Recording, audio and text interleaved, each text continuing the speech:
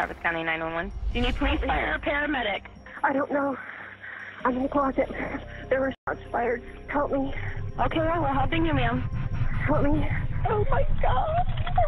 Take a deep breath. You're doing awesome, Corey, okay? Oh God. I'm just telling you, we know you're involved in this. We know what happened. We know I'm involved. Absolutely. There's no doubt. This case is bizarre and baffling. Authorities now trying to piece together the crime and who may have fired the shots. Ted Shaughnessy was an admirable businessman and a lovable person. He and his wife, Corey, worked in a pawn shop in Arizona before moving to Austin in the early 1990s to start a new life and open Gallery Jewelers together. That new life also entailed a kid. Ted and Corey traveled to Ukraine, visited an orphanage, and adopted Nicholas at 16 months old, whom they brought with them back to the USA. They've really had everything they wanted. It was just instant love. It was. Yeah, instant. There were animal crackers involved. Skillful distribution of animal crackers? Yes. And by the time we left, we were a family. Nick and his dad spent so much time together, sharing a love for racing. Next to him, he obviously learned a lot about finance and finery, but on his own, he became very athletic and even got a black belt in karate. In his junior year, he met the girl he was going to get married to, Jacklyn Edison. They tied the knot in secret just a month after graduation and decided to move out of Austin to a town called College Station. But on March 2nd, 2018, the affluent Austin community was left reeling when jeweler Ted Shaughnessy was shot dead and his wife Corey narrowly escaped the same fate. Initially suspected as a botched robbery, the lack of foreign fingerprints at the scene led investigators to consider Corey herself as a suspect. However, when it was found out that in a desperate fight for her life, Corey exchanged gunfire with the intruder before hiding in a closet and dialing 911. Travis County 911. Do you need police, fire, or paramedic? I don't know. I'm in the closet. There were shots fired. Help me. Okay, we're helping you, ma'am. Help me. Okay. Oh my God. Take a deep breath. You're doing awesome, Corey, okay? Oh God. She was soon cleared, but suspicion started shifting to someone else close to Corey. She, Nick, and Jackie volunteered to help the case as much as possible. I didn't hear anything until the dog started barking. I'm trying to think of anything I can to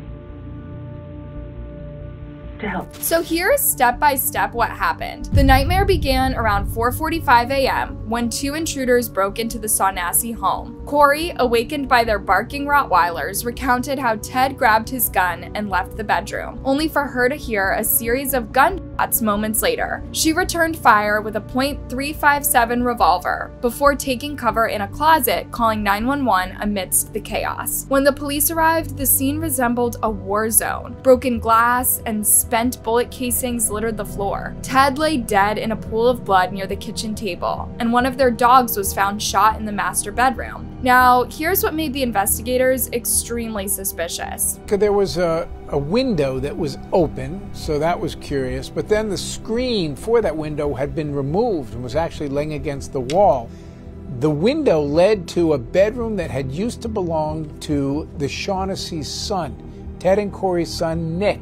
And so that instantly put Nick in the minds of the investigators who were looking into it, at least as someone they had to ask some questions to. In the pre-dawn hours, Corey contacted her son, Nicholas, who was over 100 miles away in College Station with Jackie. The couple arrived at the crime scene by 8 a.m., and their behavior soon raised suspicions. Jackie's breakdown when told her hands would be tested for gunshot residue was a major red flag for Detective James Moore and Paul Sallow. So was Nick's first encounter with the detectives. I tell him it looks like somebody came into the home and shot your dad to death. And how did he absorb that news? He asked me, did he suffer? Was that an odd question? It definitely struck me as odd, yes. As time passed, Nick talked so much more to the media than to the police, which he was asked not to do. But then he did something even more suspicious. Remember the aforementioned window? He walked that way and started examining it. Him going to that side of the house to look specifically at that window, which you can't see from just the front of the house. So for him to know that that was even involved He did not have that information. How does he know the entry point unless he was involved in creating the entry point? Sometimes people will get information from crosstalk with detectives or law enforcement, and so I didn't automatically get super suspicious, but it was catching my attention. Something that definitely got the detectives' undivided attention, though, was the following. How important was the text message that he sent out February 23, 24? Nick is saying he's working on it. And Jackie's response to the text message was, do they want $50K or not? And she says, we can't afford to pay half before. But further texts between the couple in the days leading up to the murder discussing payments indicated their involvement. Nick's message to Jackie to withdraw money was damning. So if it happens, cash in hand. Jackie complied, withdrawing $1,000 just days before the murder. But there was something else. But then Assistant DA Amy Meredith says it didn't look like a robbery. There was nothing stolen. But there was something missing, a handgun from a bedroom once belonging to their son Nick. He and his high school sweetheart, Jackie Edison, rushed to Austin from the home where they were then living, 2 hours away. By May 29, 2018, the investigation culminated in the arrest of Nick and Jackie for criminal solicitation of murder. Corey's belief in her son's innocence began to waver as she reviewed the damning affidavits. Instantly, Jackie started cooperating with the authorities, implicating Nick further. The mystery deepening this morning. 2 Texas teens charged in a twisted murder-for-hire plot. This video showing investigators questioning 19-year-old Nicholas Shaughnessy and his wife Jacklyn Edison at the family home turned crime scene, hours after his father, a prominent jewelry store owner in Austin, was found shot to death on the kitchen floor. The couple, it emerged, had orchestrated the murder to inherit the Shaughnessy fortune, hiring 2 hitmen for the job. Nick and Jackie, both 19, were charged for allegedly plotting the murder of Nick's parents. Surveillance footage from the home revealed that Nick met with 2 men on February 28th, one of whom was later identified by the police. That led to the capture of Johnny Leon, who confessed to his role in the murder. I'm not gonna lie to you. When someone offers you $100K, you're gonna think about it. He's luring you into this to commit murder. Yeah. Police were convinced that Leon had taken the bait. I'm just telling you, we know you're involved in this. We know what happened. You know I'm involved. Absolutely. There's no doubt. Leon's arrest and subsequent confession led to the arrest and confession of a second man called Arian Smith. The only person shown was arrest. I don't understand how could you kill somebody and not have any emotion about it? And you actually killed him. I was just in the situation. I'm devastated. I cannot sleep at night. Request the death penalty. I killed somebody. I deserve to die. What is that? They were allegedly offered $2,500 up front, another $2,500 upon completion, and an additional $5,000 later. Other sources, though, talk of higher stakes. 2 weeks before his father was killed, police say Nick reached out to an apartment complex employee via social media, asking if she wanted to make some extra cash. She asked, doing what? He said anything from strippers to murders, and said the job pays $20,000 per head, with a $15,000 incentive. Well, part of the case against the couple relies on information from a confidential informant. According to the court paperwork, Nick Shaughnessy approached the person to kill his parents for $10,000 a month, claiming he'd get $8 million when his parents died. And then in a later conversation, the informant told investigators they talked about the plan in front of his wife, Jacklyn. And we learned police pulled quite a bit of evidence, not just from the crime scene, but also at the young couple's apartment in College Station. While searching the apartment, police found bullets that matched casings at the crime scene, and also believe Nick's parents' home alarm was accessed remotely from Nick's computer back here in College Station. Investigators also believe someone logged into the system and manually deleted footage from his parents' security cameras, erasing video evidence of the deadly shooting.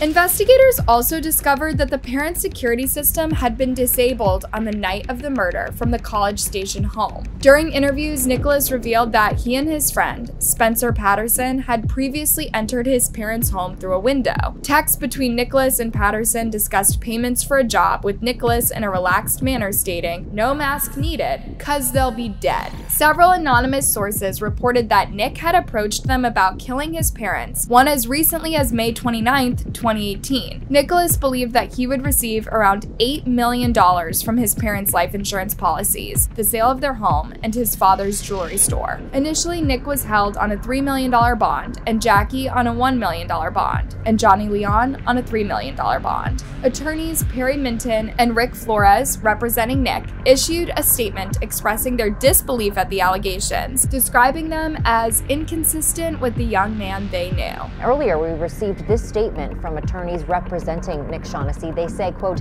Nick has been living with his mother since this tragedy occurred, and that she stands, quote, firmly behind her son. And more evidence became available when Jackie started spilling the beans. Do you prefer Jackie or Jacklyn? Or Jackie. But after their arrest, it took just a couple of weeks for Jackie to blame Nick. Did Nicholas hire somebody to kill his parents? Yeah. I think his mom gave him $30,000, and she expected money in return, but he wasn't paying her. From 2018, we are now transferred to 2021, where Nick pleaded guilty to his crime. His lawyers, as well as his mother, had already changed their minds about who Nick and Jackie were and what they were capable of. In a virtual hearing today, Shaughnessy stood with his defense attorneys as a family representative read a letter. It is so hard to understand that money could make you decide to do such a thing. Sadness has consumed our family and always will. The anger, however, has taken over and may never subside due to your selfish decision. For almost 2.5 years, I didn't know any more than anyone else. The legal procedures precluded me from giving the facts that I needed to cut my thin string of hope. I was the victim. I was the mother. I was the wife of the victim. I was a witness. But I was not allowed to know. I finally learned enough to realize that all four deserve punishment. Despite the overwhelming evidence, a plea deal brokered by the new district attorney, Jose Garza, spared Nick and the hitman a death sentence in exchange for a 35-year sentence each. In the summer of 2023, the American television show 48 Hours visited Nick in prison near Houston. Nick implicated Jackie as an equal partner, though she denied it, claiming he was trying to clear his name. But as you can see for yourselves, this was not the case. Did you hire people to go kill your parents? Yes, Jackie and I participated in multiple aspects to Never mind kill participated in multiple aspects. Did you pay these two men to go kill your parents? Yes. I know that I'm here because of those actions. Nick, at the end of the day, are you sorry for what you did, or are you sorry that you got caught? I'm most truly passionately sorry for what I did. He admitted that he wouldn't have done it if it weren't for Jackie, characterizing their relationship as very toxic and claiming to be the plan's mastermind. But Jackie was the reason why he did it. The police agreed to it to a large extent and corroborated it by saying, Who took more action? It's Nick. You take Nick out of this, you don't have the incident. You take Jackie out? Still happens. During the interview, Axelrod held no punches and asked Nick all those questions that were looping in everyone's mind. Were you at all thinking, what am I doing? Of course. It was always in the back of my head, like red flags, like stop, don't go. The back of your head? Yeah. Why not the front of your head? I guess the validation or approval from Jackie. But Jackie struck her own deal. She pleaded guilty to conspiracy to commit capital murder by terror, threat, or other felony, and in October 2023 was released from prison, having received a mere 120 days in prison and 10 years of probation. No one knows why. No one understands why she literally got away with murder. Is it because she was not really involved? No, she knew. she knew what he was trying to do. She could have stopped this at any time. I tried to stop him.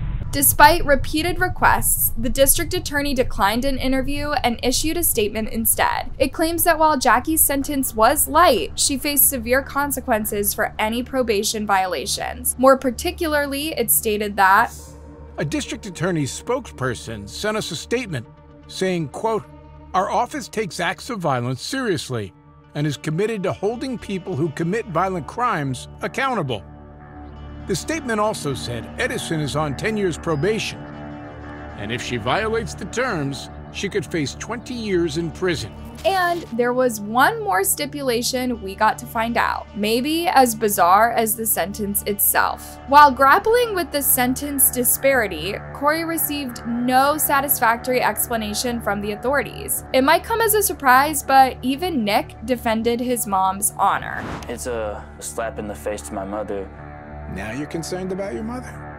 Most definitely. She found the sentence outrageously lenient and felt betrayed by the justice system. And when the new prosecutors asked her to appear at Jackie's plea hearing, she refused. Instead, she called Jackie a monster in a video played at that hearing. I'm alive because your plan to have me murdered didn't succeed. You are a monster.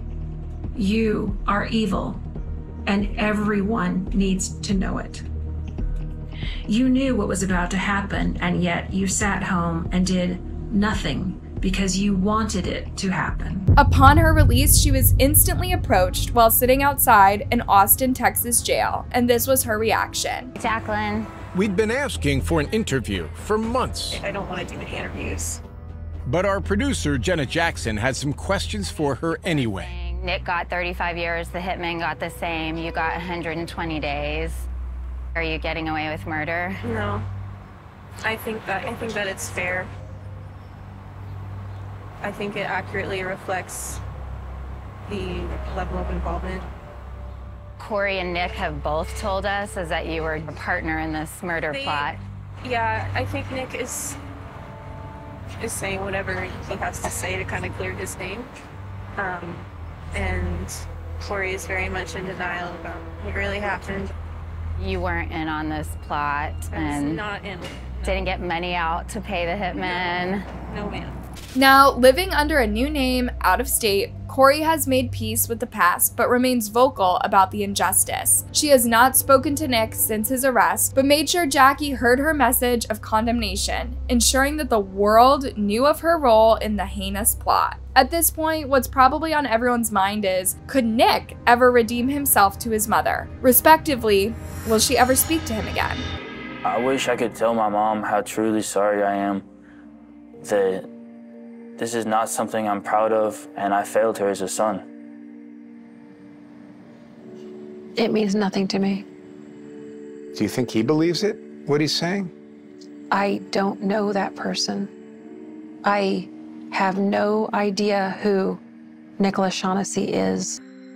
In my mind, I am supposed to be dead. And so I'm a ghost, and ghosts can't speak. Do you still love your son? I love the person I knew to be my son before this happened. You love that 8-year-old boy racing cars with his dad? Yes. They took my husband. They took memories. They took my business. They took everything I had that I cared about. It'll always be a part of who I am, but I've been given life and I need to do something with it. But there are a couple more questions that remain unanswered. How does Nick see his future and what happens from now on? I'm not going to sit here and say that I didn't do this. I'm not going to play a victim card. I most certainly played my role, and I wholeheartedly regret it. The road of what if is inevitable, but as time progresses, I focus on the future, not the past. Be that as it may, criminal defense attorney Gene Anthes claims that Nick will not serve the full sentence. For a case like this, my guess is, 17 and a half years from now, a lot can change, but my guess is there's going to be a set-off of some larger length, and then as those setoffs get shorter and shorter, that is kind of a sign that the voters think that you're getting closer and closer to being approved for parole. What do you think then? How can love be traded for money? How could Nick look his parents in the eyes, the people who did everything in their power to raise him with so much love and comfort, knowing what he would do to them? How could anyone live with themselves after that? Please let us know in the comments below. Thanks for watching, and don't forget to like and subscribe for more.